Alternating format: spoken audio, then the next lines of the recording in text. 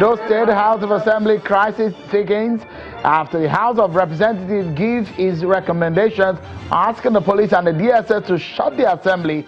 The Okie-led faction has responded saying Oshomole is behind it.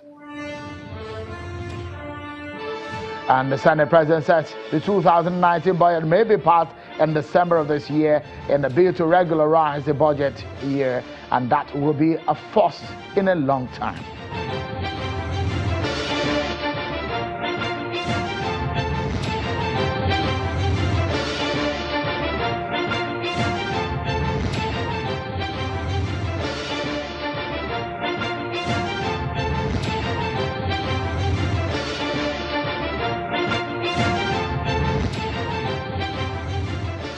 Hello everyone and welcome to the program. This is Politics Today live on Channels Television.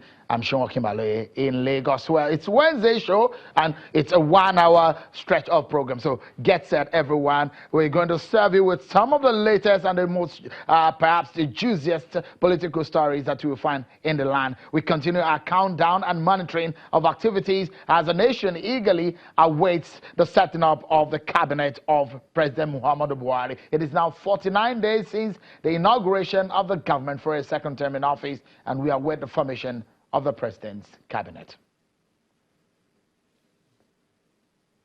It might be a first in a long time. The president of the Senate, Ahmed Lawan, is expressing confidence that the 2019 budget will not suffer any setback as a result of the delay in the submission of the ministerial list. Senator Lawan says the executive and the legislature are on the same page on the matter, assuring that subsequent budgets will be passed in the first or second week of December.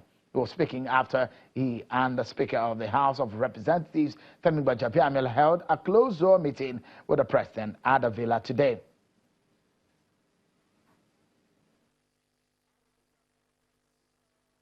Well, I think there's nothing to worry us deeply.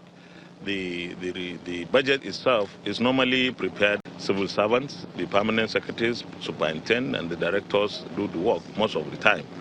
I believe that we are still on course, and I believe that both the executive and the legislature are on the same page on this. We all desire and are prepared and determined to ensure that we pass the budget by the first or second week of December by the grace of God, provided it is presented to us in September, end of September. We are going to collaborate and cooperate with the executive arm of government, work together to ensure that we find better approaches, improved paradigm to ensure that the current situation is addressed properly.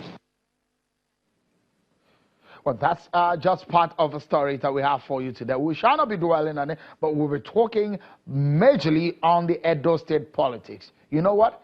We go to also in Kogi State, where elections will be held in November. And one of the candidates or aspirants of the seat, the son of the former governor, joins us on the program tonight. But first, let's check out our political roundup. We have some more trending political stories for you.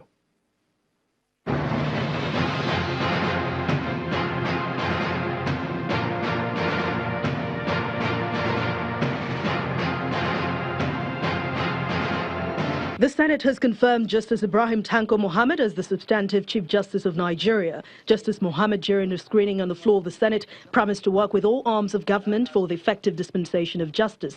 The new Chief Justice of Nigeria appealed to lawmakers at both the national and state levels to legislate on improving the financial autonomy of the judiciary.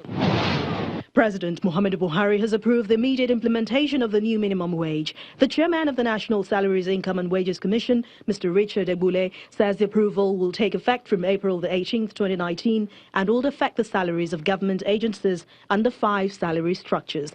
He added that the federal government will continue the negotiations and the consequential adjustment of the salaries of public officers who earned above 30,000 naira before the 18th of April 2019. The Independent National Electoral Commission is promising that it will deliver a more effective logistics and operational plan for the governorship elections in Kogi and Bayelsa State. Speaking at a roundtable organized by the Electoral Institute in Abuja, the electoral body explains that review sessions will tackle most of the challenges experienced during the 2019 general election. We need to train through the years, not just at the election time.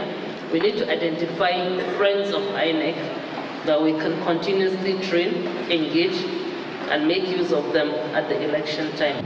The Presidential Election Petition Tribunal has ordered the chairman of the Independent National Electoral Commission, INEC, and the Zamfara State Resident Electoral Commissioner to appear before it on or before 12 noon on Thursday. The court gave the order after the People's Democratic Party notified it that the subpoenas served on both INEC officials since July the 12th and the 15th, respectively, have not been complied with.